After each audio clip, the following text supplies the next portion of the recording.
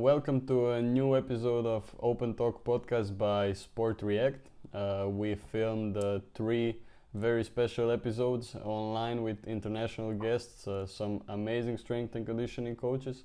Today we have another one from the best league of basketball in the world, maybe even the best team when it comes to history-wise. In the world, we have a head strength and conditioning coach from the Chicago Bulls, Coach Geoffrey.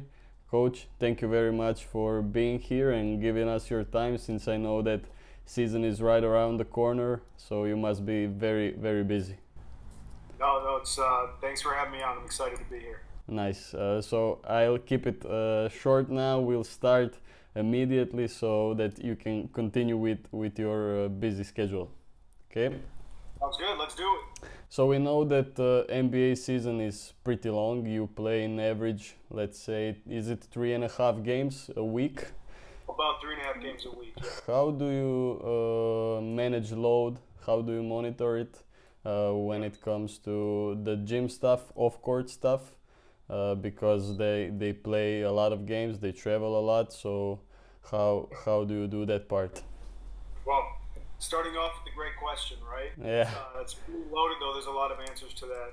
So I'll start with, on-court tracking. So we use a Connexon system, an RFID system that tracks, similar to Catapult, all movements, forward, lateral, jumping, and it aggregates kind of a load metric, and it gives you an overall stress of the day. But you also get your high intensity, they call it high metabolic loads and power.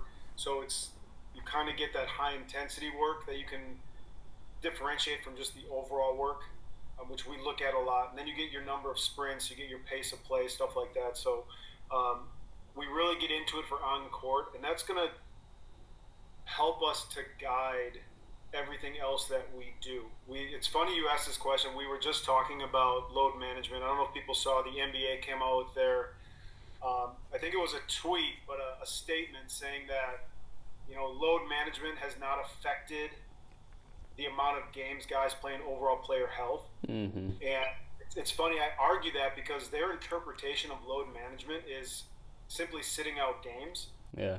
And that's not load management. That's just sitting out games. Load management is everything else that we do. It's the off season, increasing their load tolerance. It's in season. What are we doing outside of games to help them be ready to play? I don't think load management should be sitting out for a 48-minute game. Like, that's just sit out 48 minutes one night. That's nothing. Like, what about shoot around? What about practice? What about the weight room? What about what we're doing in practice? What about recovery methods? Like, all of that is load management. So, anyways, long story short, we're tracking what they're doing during practice. We're tracking what they're doing during games, and then we're using that information to manage everything else. If they had 2 hard practices in a row, maybe we'll pull back on lift a little bit. We can always adjust lift and extra conditioning, extra lift, but everything we do, we want them to play their best and play their hardest during the game. That's 1A in our priorities. Now we have recovery modalities, the intensity and duration of practice, and then the intensity and duration and volume of their training, their weight room training. That's where we'll adjust just to make sure the athlete's getting what they need. And we'll use different metrics to kind of track them. We'll do some performance and fatigue testing to see how they are, even though nothing is black and white. Nothing is 1 and 0. It's always use that information to guide how the athlete's feeling, what we as a coach think. So it's a complex web, but that's how we manage load management. It's not just sitting out games. I never want a guy to sit out a game. I want every guy to play 82 games.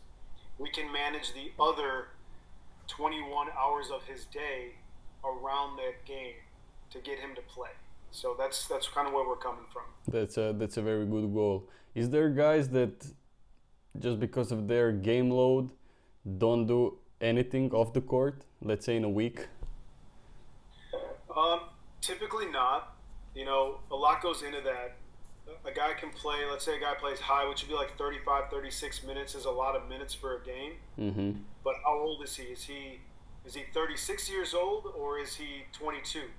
Yeah. If he's 22, the body's probably a little more resilient, can recover a little faster. So his practices, he might need to develop more skill work too. So his practices may be a little more involved. versus, a 35-year-old guy who's been in the league for 13 years. Yeah, his body probably needs a little more passive recovery. He needs a little more rest, and he doesn't need as much extra skill work, so we can get away with resting him a little more. It really depends on, one, the individual, two, what do we have planned? What does the week look like? If we have 5 games in 7 days, yeah, guys aren't going to do anything. Yeah. If it's a 7-day period, we only have 3 games. Yes, we want our rest days, our active and passive recovery days, but we also do want to get those high intensity practices in. You don't want to lower the threshold, their homeostatic state, so much where all they're doing is playing games. We need to keep that load tolerance, pretty high. Yeah. Anytime you're not doing that, or you're getting too much recovery, you're also lowering your preparation and fitness level. So we want to find that balance of keeping them ready to play, recovered enough that they can perform really well, but not so recovered that they're not going to play well and they're actually lowering their preparation level, if that makes sense. Definitely. Which is a fine balance in the season. Yeah. We had 2-3 weeks ago Coach Zach Zillner from Texas University, and I asked him this same question that I'll ask you right now. How would you do the load management and monitoring without the technology? What would be your suggestion for somebody that works in a team that doesn't have all those stuff? How to assess that? Yeah, that's a great question. I don't mean this to be negative at all, but I think our profession, strength and conditioning, even sports science, has got a little too dependent on technology and monitoring load.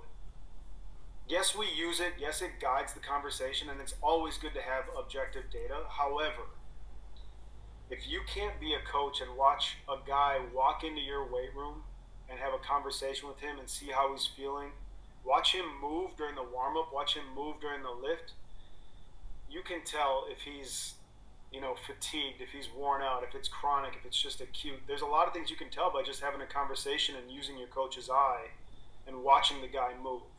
We all know what a hard practice looks like. Definitely. We're all smarter to be able to see, like, yeah, that was a hard practice. I'm expecting him to be fatigued tomorrow. Then you make a decision as a practitioner, as a performance staff, and with the coaching staff. Should we have another hard practice because that'd be good for them, or should we recover them? Where are we at in the season? What's the goal of the next week, of the next 2 weeks? So technology is really nice to have, but I think good coaches can do a really good job by just having a relationship and just observing and assessing their athletes as people, as athletes. Like, how are you moving? How are you feeling? Talk to them. So that's my answer for that. I love technology. I never want to say anything negative, but I think don't get away from being a good coach and a good practitioner, because we're here to take care of these guys, both get them stronger, but also make sure that they're recovered and making sure they can perform. So that's where I'm at with that. And I hope Coach Zillner had almost the same answer, because he's an amazing coach. I love what he's doing down there in Texas. So. Yeah. It's an amazing answer, because I think that a lot of time we forget that human part, that subjective part of, like, how are you? How did you sleep? Do you have any problems or something like that? And then depending on that, plan the training session. But definitely I agree with you.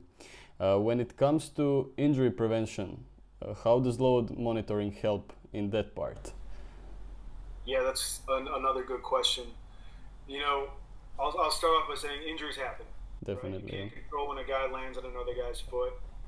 You can't control when a guy takes an elbow or whatever. But what we're really trying to mitigate and manage is those soft tissue non-contact injuries. And a lot of that, again, as we just got back to saying, know the athlete, know the person, a lot of the technology does help in assessing and aggregating the total load and intensity of movement. And then you use your historical data, or you use your coaching acumen to say, listen, we know as practitioners, we've all read the books, we've all gone to school, we've all taken the classes, we know what a good week of training should look like with appropriate recovery and appropriate stress. And if we see something out of the norm, or we see a guy that's more fatigued, whatever metric you're looking at, whether it's acute or chronic, it's really good to intervene and be a little more conservative before you're being reactive, before you're treating an injury. Let's prevent that injury from happening. And I never want to sit a guy out from practice, but sometimes it's, hey, coach, we've been going live for an hour. I'm going to sit this guy to this last one because he came in pretty fatigued. I don't think we're adding anything positive to this practice for him specifically. We're going to take him and we're going to do some treatment on some things that we know he has kind of going on that aren't an issue right now, but we don't want them to become an issue. So it's an individual basis, but you like to get ahead of it. You like to be proactive rather than have to be reactive to injuries. Yeah. Another thing is making sure that guys are getting enough work. Our guys that don't play a lot of minutes, we got to make sure they're staying conditioned at a game level. We have guys that might play 0 minutes for a month, and then all of a sudden, a guy gets sick, or heaven forbid, a guy gets hurt, and he's thrown right into the starting lineup or a high minute role, and if he's not prepared for that, high risk of injury. So keeping guys prepared at a high level as well, making sure they're doing extra work, is a big part of our injury prevention platform as well. So you just mentioned something that got me thinking.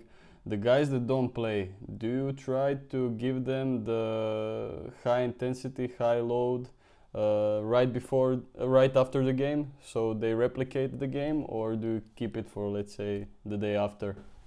No, that's a good question. We try to keep it on game day. So, we want everybody to be on the same schedule. If a low-minute guy if he gets thrown into a starting position, you want him to be in a routine where his high-intensity stuff is already on game days. So if we were running him on non-game days or off days, and then he has to get thrown into a game, he might have just had a really hard session yesterday, and now we need him to play. And we don't really want that. We want to keep him on everybody else's routine. So what we'll typically do is we have morning shoot-around. So if our game's at 7 p.m., our game's at 1900, we'll do morning shoot-around at 10 a.m., right? So we'll do shoot-around. That's where they walk through. They'll go through the scheme, kind of get a little sweat. And then our low-minute guys will actually play. We try to do 5-on-5, or they might play a short-sided game. That will equal the amount of work and sprinting and stress that they're going to get during the game. Amazing. So we'll keep them ready that way. So every guy, whether he plays in the actual game or not, will play and have that same stress as a game.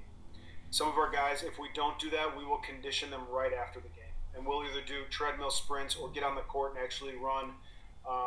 It won't be as much as intense as a game, but we'll just try to keep that stress level and that training at a high level so they're as close to prepared at all times as possible. Yeah. What do you think about the high days high, low days low method of work?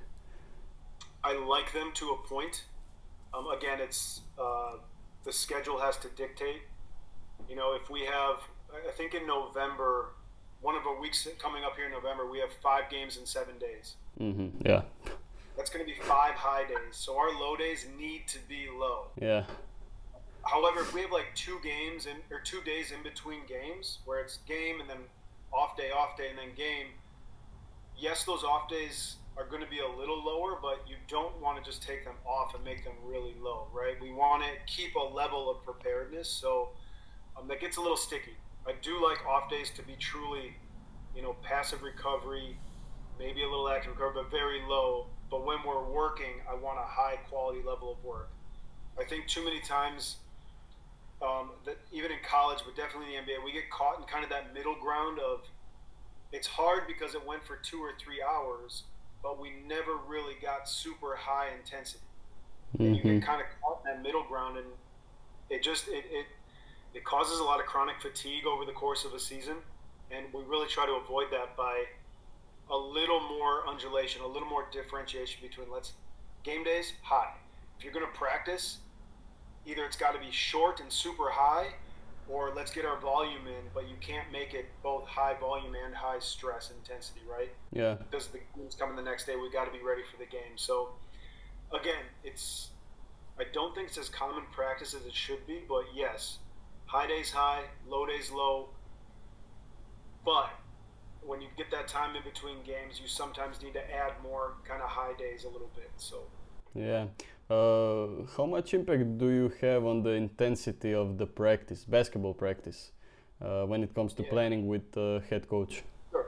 I think it's a little different. You know, every coach that I've had, even different organizations, there's, you know, you can have more or less of an impact. Right now, our coach, Coach Downing, is very receptive to our recommendations. Mm-hmm. At the end of the day, if everybody's healthy, you know, he's the final voice. He decides what he wants to do. He'll listen to us, and should it be a hard practice, should be a light day, should be an off day. But at the end of the day, he's going to get what he needs out of the guys. Sometimes, you know, we want a low day or an easy day, a rest day, but there's a lot of stuff they have to work on. Yeah. Well, if they're coming in and they got to work, they got to work. You know, we Makes can sense. make adjustments on our end to not add to that stress. Maybe we'll pull back on lift a little bit. Maybe we won't do extra conditioning for our guys because they're getting that stress during practice. So, yeah, I know some staffs, if a guy's hurt, listen, we're going to dictate his schedule, right? We're going to help him get better from that injury. We'll have more of a say, but for the most part, we have influence, but the coach makes the final decision. I think that's pretty common throughout the NBA. Yeah. Even Europe. Europe, there's, from at least my experience, which is not yet that big, it's the head coach and that's it. So whatever head coach says, it's like that. And I mean, which in some sense I like, because to have an authority guy in today's day and age, it's pretty positive. So yeah, just to go back a little bit on injuries. So we know that in basketball, tendon injuries are huge. Achilles, patellar tendinopathy, it's pretty common. What would you do? So what would be your rehab or prehab routine for Achilles, for tendon of ankles, prep training? How would that look? So I'll start by, again, this is where I do love technology. Okay. We have somebody come in and they actually do a tendon ultrasound on patella tendon and Achilles tendon for all the guys. Oh, nice. Whether they're symptomatic or not, just to get an image of their tendons, so we know, like, this guy's high risk or this guy, you know, is perfectly healthy. You know, so we can intervene before they even have symptoms. Amazing. Yeah, it's really nice just to have that insight. As far as treatment plans go, you know, we're always hitting. We love isometrics. We love loaded isometrics. When you get time under tension, that's great for the tendons. I love eccentrics, mainly out of season. I don't love doing a whole lot of loaded eccentrics in season, just because it is a high stress activity, and we always want the guys to be ready to play the game at a high level. We don't want to add any stress that's going to take away from them. So I'm not saying we shy away from eccentrics as a treatment protocol. We just don't do as many during the season. So it's a lot of loaded, controlled, full range of motion, especially for patellar tendon. A lot of isometrics, you know, heel elevated for Achilles tendon, and then a lot of muscle structure around that. We're going to load a squat pattern. We're going to load a hinge pattern. We're going to load a calf raise, both seated and standing, to not only stress and help that tendon adapt, but also keep that musculature strong. It's, you know, the loads and the total overall stress isn't that high when you're looking at just injury prevention with tendon issues compared to the rest of the weight room session. But it's consistency. It's every day or every other day. It's multiple times a week that we're getting these interventions going. And hopefully, as we know, tendons can get stronger, better, more resilient, higher quality. Hopefully we see over the course of a season, when the guys are with us every day, that their actual tendon quality improves. Just by implementing some of these things, whether they're hurt or not, whether they're symptomatic or not, we are going to train the tendons to stay strong. Yeah. Do you use it even in a pre-game warm-up routine? So when you're already on a court, do you do the tendon prep with some guys who are, let's say, more prone to that injury? Yes, guys that are more prone, the volume of their tendon protocol is going to be a little higher if they're prone or if they have some symptoms. The timing of it, usually I like to do it at shoot around on a game day, so in the morning. Okay. Get that out of the way. It's a little, the intensity is a little lower, the pace is slower if it's an isometric. around game time, we like to be a little more active, a little more dynamic, making sure that the guys are prepping for the game, but still getting in movements that we think they need. One, for their body overall health, and two, to get them ready to play. So as far as tendon protocol stuff goes, it's usually off day or morning of a game day, or post-game as a post-game lift, which we do a lot. Typically not right before the game. Yeah. Another interesting topic for me is microdosing, but because I'm interested, can you do it? Can you do the gym stuff any other way that's not microdosing? Because I feel that when you're in season, microdosing is the only way. Because you just don't have time, or the volume or intensity is too big to put everything in one session. So what do you think about microdosing, and is there a way to do the session that's not microdosed? Yeah, that's a great question. So we microdose. Actually, my staff put out a paper 2 years ago on microdosing in the NBA. Okay.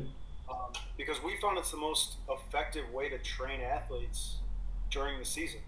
Yeah, definitely. Is it the only way? Absolutely not. Like, we think it's the best, but there are other ways. I know some organizations simply require guys to lift, twice a week. So 2 times in a 7-day period, 45-minute session, done, right? We feel that that's not enough training to be effective in season. We feel like the density of a 45-minute session, not frequently enough in the week, can actually cause some maladaptation. You're going to be sore. You might be overly fatigued for the activity that you have to do the next day, which could be playing a game. Yeah. Right? And like you said, we want to always be ready to play. So, yes, you can do it other ways. You can do traditional method, 45-minute, 60-minute session. That's fine if it works. If your guys can handle it, that's great. We just feel like the 15 to 25 minute, 15 to 30 minute sessions more frequently, 4 to 5 days a week, or every game day, has been really effective for us. It's enough frequency where the guys can stay strong. They can make improvements where we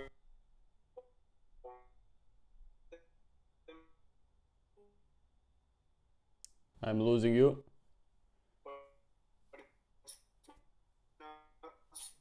that they're going to see residual effects all day of the day after. Oh, sorry, you got me back? Yeah, I got you now. Are we back? Okay. Yeah. Where did you lose me at? Just a second, something is bothering me on the... Okay. No, you're good. Just a second. Okay. Sorry, I lost you because of the malfunction. So just continue where you finished. Yeah, so anyways, like the traditional 45-minute, 1-hour session, 2 to 3 times a week, I think the acute density of those training stresses is it becomes too much, but not frequently enough. And it takes away from the guys' ability to play at a super high level. We want them to be playing at the best level every game, right?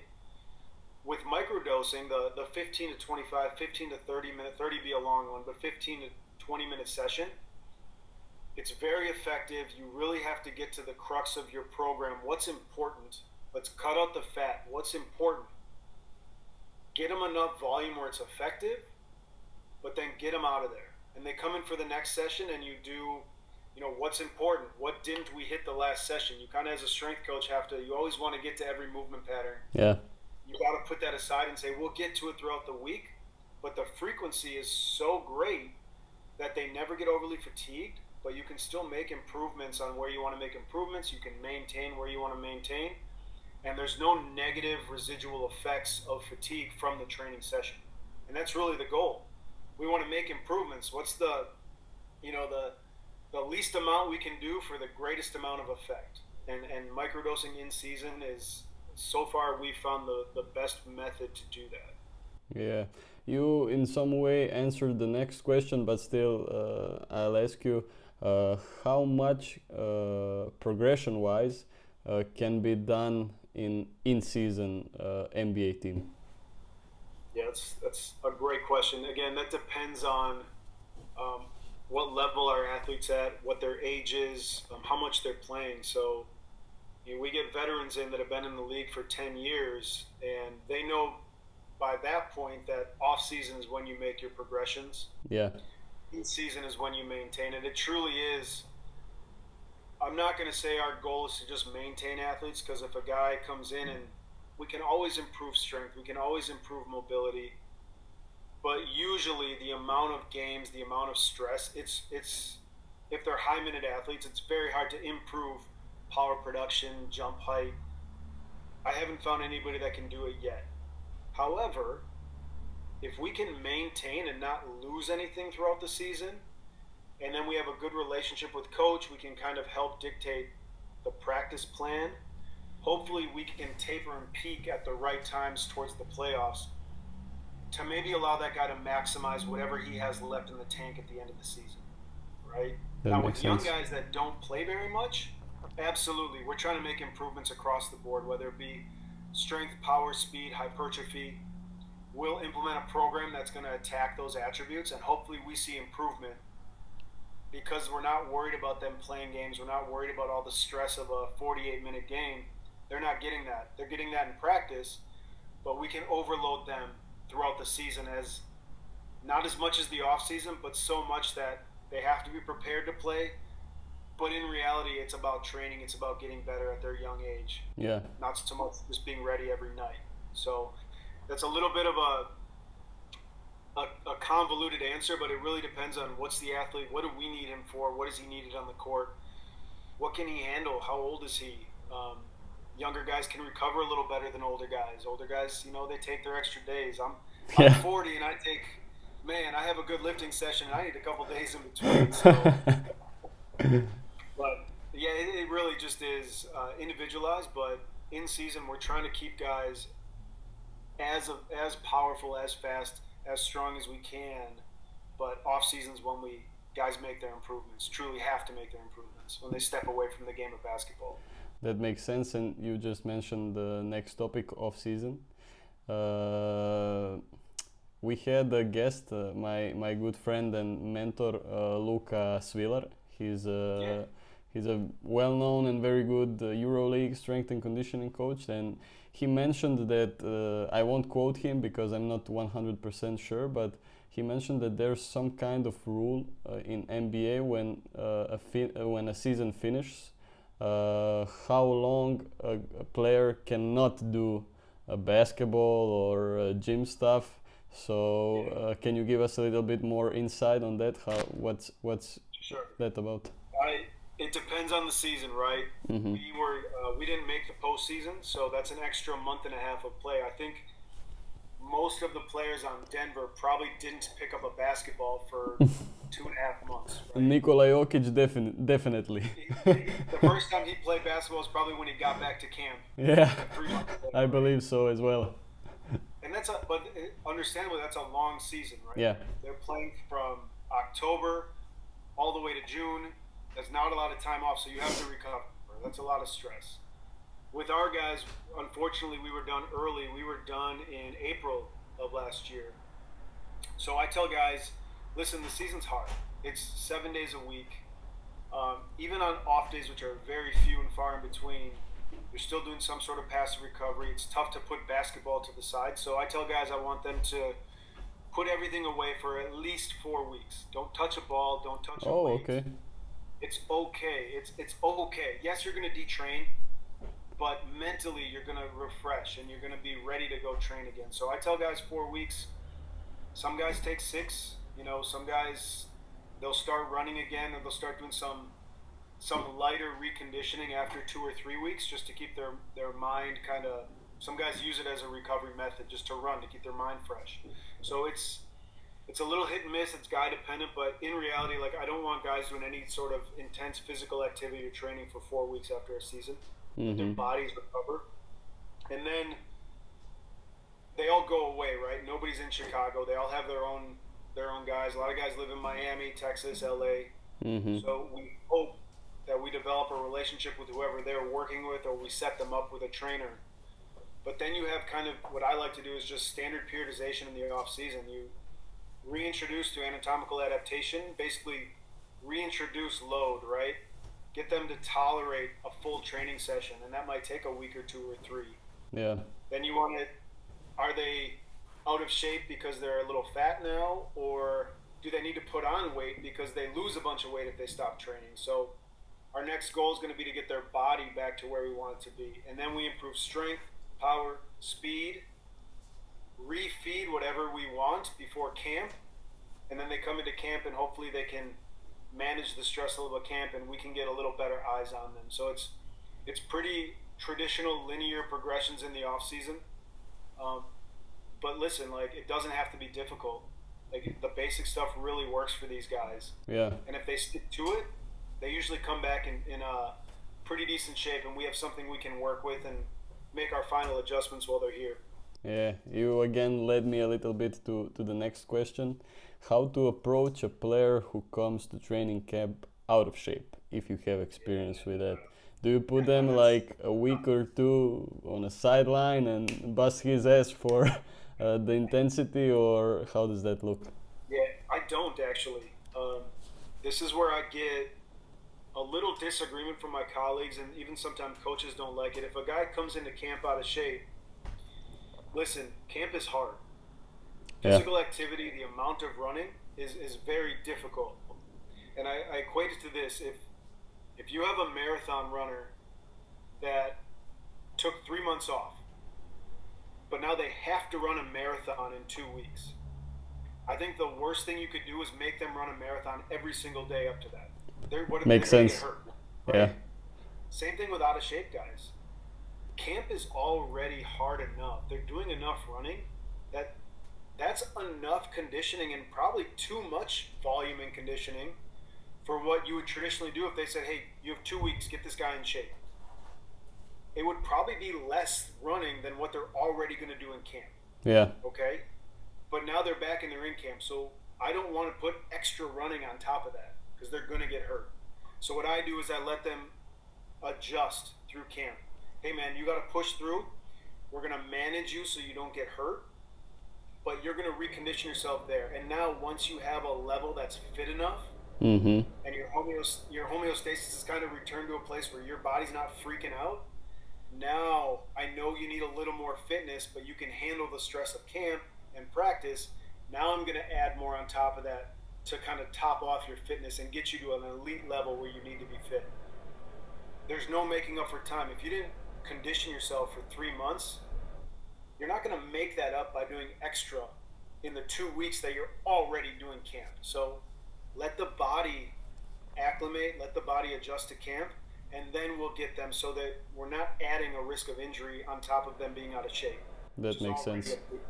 Yeah. Does that make sense? Definitely. So coaches hate to hear that. They want to see the out of shape guys running extra. I'm saying that camp is good training. It's good fitness. We will get the extra stuff after, when everything kind of dies down. They're not practicing as much. They're not playing as much. Now we'll get their elite level fitness in. It just takes more time, but they already lost the 3 to 4 months in the off season. You can't make that up. So that's a tough one, and it is what it is. I think that's the safest and smartest way to do it. And do you control them during off season, like what they do with who do they do it with, or? I wish I did. We do not. Okay. We pride ourselves on having. Listen, I want to have a great relationship with any trainer, any physio that my guys are working with personally. All we can do is hope to have a good relationship so that we can guide and relay our expectations. But in the end, you have to trust that whoever they're working with is going to do the best they can for our athletes and do right by the athletes, and they're qualified and good at what they do. Some guys will ask us to help them find someone, which I love. Some guys have friends from back home that just like to work out, and that becomes their trainer, and it might not be the best or highly qualified, but we have to deal with it. So we, a lot of times we're trying to make up for a lot of things when they come back at camp because they weren't doing the right things in the off season, and we don't have a whole lot of say. So it is what it is. It is what it is. Yeah. So it is what it is. When I watch a NBA game, I always notice there's a lot of coaching staff on the bench, behind the bench. So how many members is there, and what are all the obligations that those people have? Yeah, so it takes a village to run a basketball team, right? We have a lot of coaches. I don't know our number of coaches, Okay. but who you're seeing behind the benches, a lot of those guys are player development coaches. They're video coordinators. It takes a lot of guys to, every second of every game, they're writing down, hey, this happened at this minute mark with this athlete. Okay. Cut the film here for film the next day. Our video team, I think, is 3 or 4 people just cutting film post game to present at practice the next day. And we have player development coaches that don't have much input into the scheme of the game, but their entire concern is making sure that this player is developing this skill, this player is working on this skill. If a player has a bad shot, they're only working on his shot. So we have a lot of staff that are dedicated to very important but very siloed parts of the game, and those are the people you see behind the bench. Most of the front row is going to be coaches, offensive specialist, defensive specialist, head coach, head athletic trainer, maybe one other assistant coach that kind of has a good breadth of the entire game, usually more of a former player or somebody who's been coaching for a really long time. And then the back row is going to be those specialists, the video coordinators, the player development, stuff like that. So I'd say we probably have more than a dozen coaches on our staff. That's a military force. Yes, it is. It truly is a military force for our guys. So then our performance staff we're small by NBA standards, but we have 7 people on our performance staff. We have a sports scientist, 2 strength coaches, 2 PTs, an AT, which should kind of be more of a physio in Europe, and then I don't know if I mentioned a sports scientist, and then a director. So yeah, we have I think 7, maybe 8 now. We just hired a manual therapist who teaches yoga and is good at manual therapy, but very specialized in that recovery aspect. So yeah, and we're small by some NBA. Some NBA performance teams are 10, 12 people deep as well. Yeah. So you mentioned at the beginning of the podcast the 5 games in 7 days. I'm interested, how does the travel schedule look for that? I will never complain about our travel. It's a lot, but it's, we usually will practice the day before a travel game.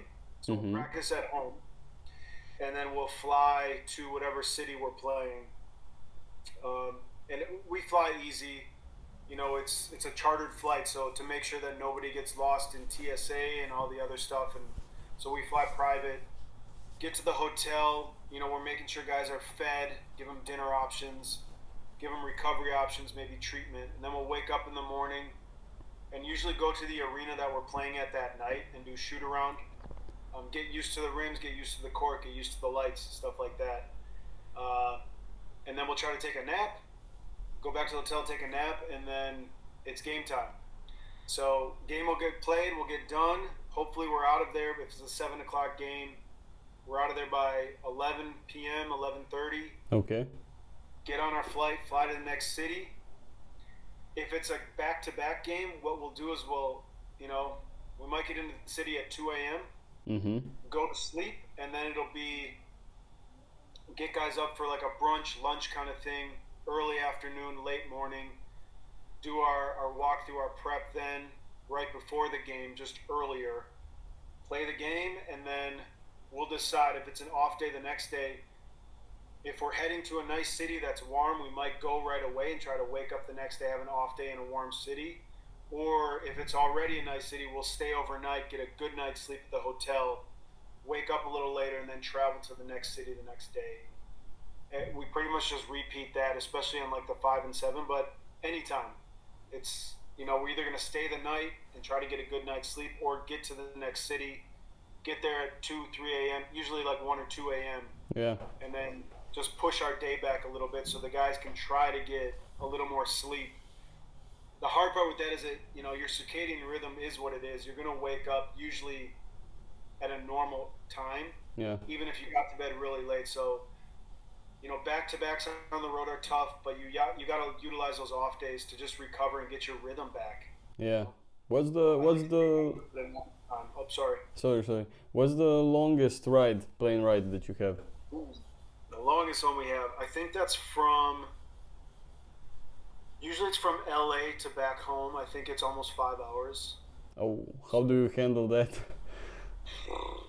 with that, usually if we're playing in LA, we'll usually stay in LA the night Ah, to get okay. a good night's sleep. Because if we left after a 7 p.m. game, we wouldn't get home till 3 in the morning, Yeah. maybe four, and then it doesn't matter if that's a recovery day. You go to bed at 4 a.m. You're going to be tired maybe for 2 or 3 days. Yeah. So what we'll do is we'll just go to bed in LA, and then we'll fly the next late morning. We'll fly and make the whole day just a travel day. But at least you're up, right? It's during the day. Get home at lunch, maybe dinner, and then have a regular night again. So you never really mess up your night's sleep.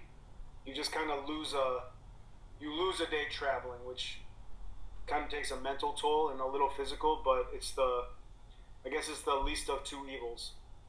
How does the back-to-back games affect performance and recovery with Yeah. the players?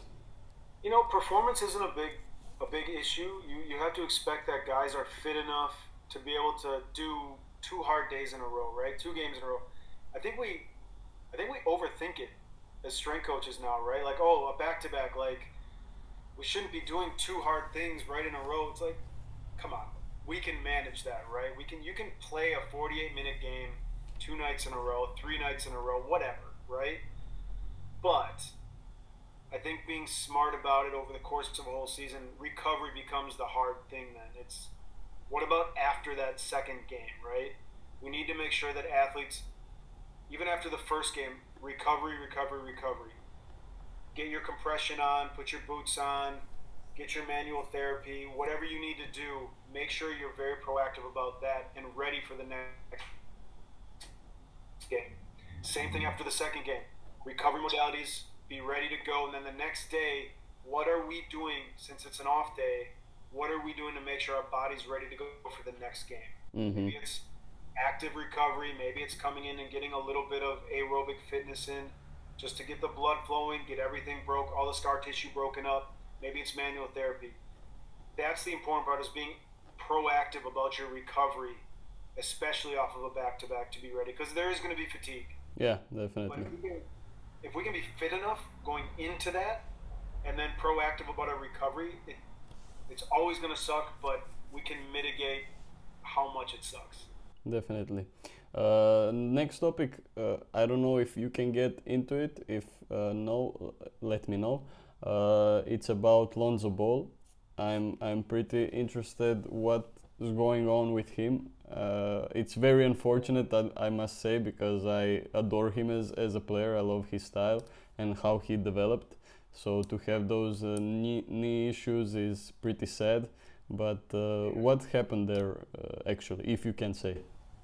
Yeah, unfortunately, I can't speak too much about that.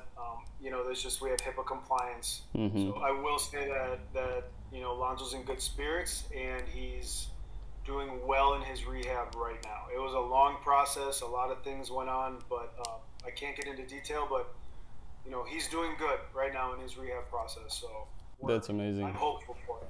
Yeah, Yeah, we hope to see him soon. That's for sure. everybody does. He's a hell of a basketball player. He's really exciting to watch. Yeah, yeah, yeah. I'm hoping he's back healthy soon. Amazing. Okay, coach, we went through all the, let's say, serious stuff. I have a few more, let's say, quick ones for the end, and then I'll let you do your work. Okay, Sounds good. so who's your favorite Bulls player of all time except Michael Jordan? Or if he isn't, you can put him in a mix, but except him. Yeah, so uh, John Paxson is my favorite Bulls player of all Oh, time. didn't see that one He's coming. the driveway dream. He's kind of the everyday kid. He went to the University of Notre Dame, which I worked at before Chicago. And I still have a good relationship with him now, working for the Chicago Bulls. I've gotten to know him a little bit. But even before knowing him, it's just, man, that's that dream, right? The kid in his driveway shooting the shot, and he makes a huge shot during the finals to help them win, like the all-time, one of my favorite events, one of my favorite players for the Bulls of all time. Nice, good one. All-time Bulls starting five. Ooh. Who would be there? Starting five. I'm actually interested who will not be in there. Man, so obviously Michael and Scotty. I'm gonna stick with the '90s, and I like Dennis Rodman there. Okay. But then we're gonna go small. I'm gonna put Jimmy Butler in there, Okay. and then I'm gonna put Derrick Rose in there, healthy. Okay. That's a good one. It's small ball, but I don't think anybody beats that.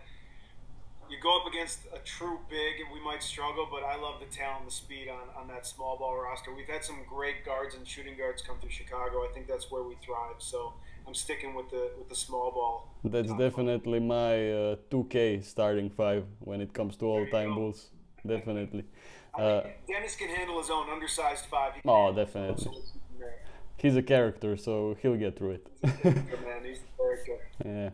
Yeah. What's your favorite part about the job as a strength and conditioning coach? Yeah, working with the guys, man. Like, two favorite parts. One, I love working with athletes that are motivated to be great, and every single guy in the NBA is, one, he's talented enough, but he's motivated to be great, which is awesome.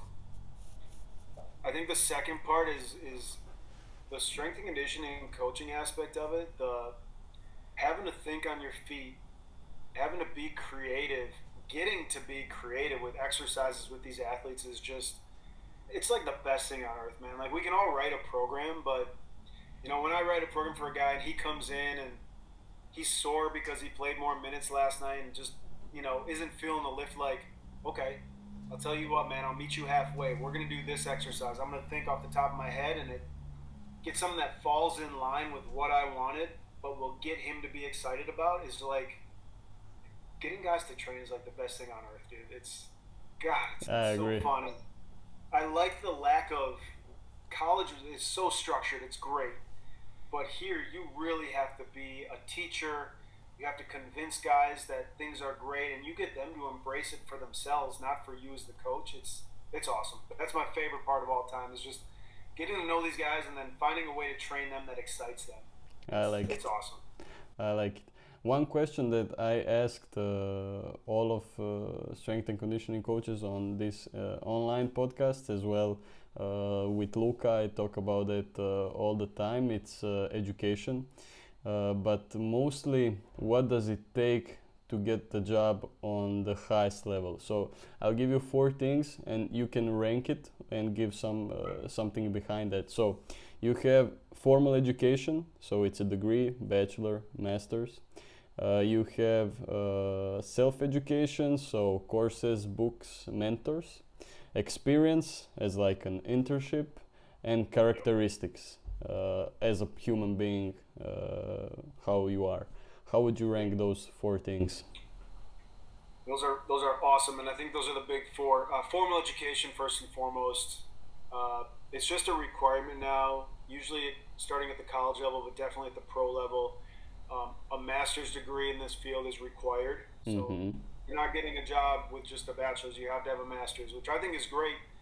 You know, to be honest, like, I loved my bachelor's program, my undergrad level, but the master's level was where you really got to focus on strength conditioning and kind of branch out a little bit. And that was the best part. And I'm glad it's required, but also, like, people should embrace that and love that, and not just be like, well, I have my bachelor's. No, like, specialize in strength conditioning, specialize in physiology, kinesiology, whatever it may be, because it should be your passion. So that's number 1 for me, is having that education.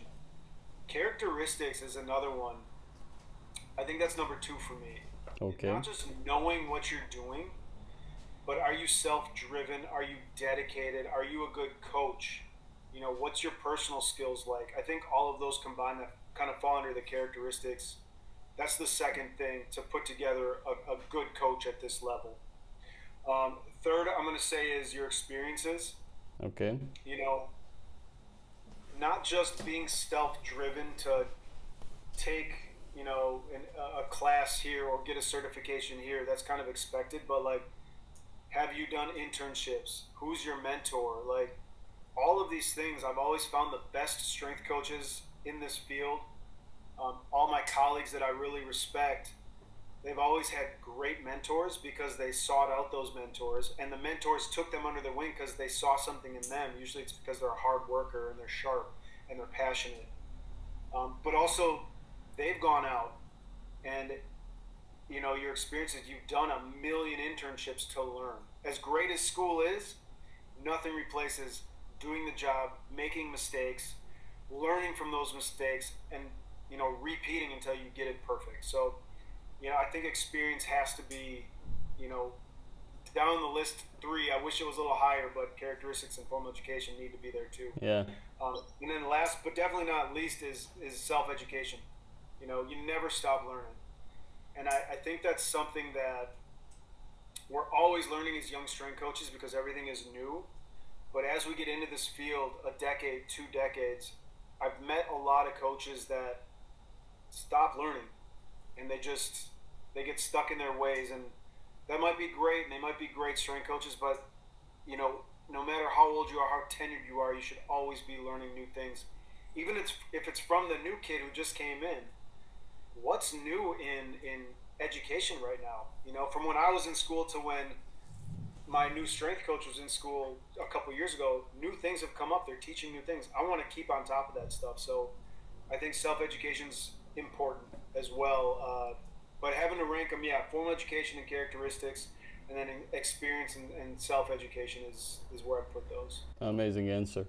The last one that we like to ask all of our guests, international, Croatian, it's a little bit deeper one, so you can give yourself some time to answer, is how would you like to be remembered when it's all said and done? So on a family part, strength and conditioning, so job, friend, what would you like people to say about Geoffrey? Yeah, man. Whew. I'm going to be honest, I want people to say I was the greatest strength coach in NBA history. That's a good one. I'm striving for. It's funny because we're not defined by what we choose to do for a job. But I say that with the caveat of I love being a strength coach. I love fitness. That is who I am as a person. Yes, this is a job, but I'd be doing this whether they paid me for it or not. It's to some capacity. I'm going to work out. I get the pleasure of training guys and imparting my knowledge. So it is a big part of who I am. I have a wife. I'm hopefully going to have a kid here at some point. I want to be a great husband and father, but this has become such a big part of who I am in my life because I wanted it to be, that I truly want that to be my legacy of, good husband, good father, also great strength coach, greatest strength coach ever. I think that's what I want my legacy to be, at some capacity. And in reality, if I can help one of my athletes become better than who they were before they met me, I'm happy with that. That's a win. That's what we're here for. So, that's a tough one. Legacy's tough, but I'm not afraid to be defined by what I do because I do what I love, and I think that's important for people to find that in their life. So. Amazing. That's a very, very nice answer. Appreciate it. Coach, thank you for your time. Thank you for sharing your knowledge, your experience. Hope I didn't bother you too much on your busy schedule, and hope to meet each other at some point.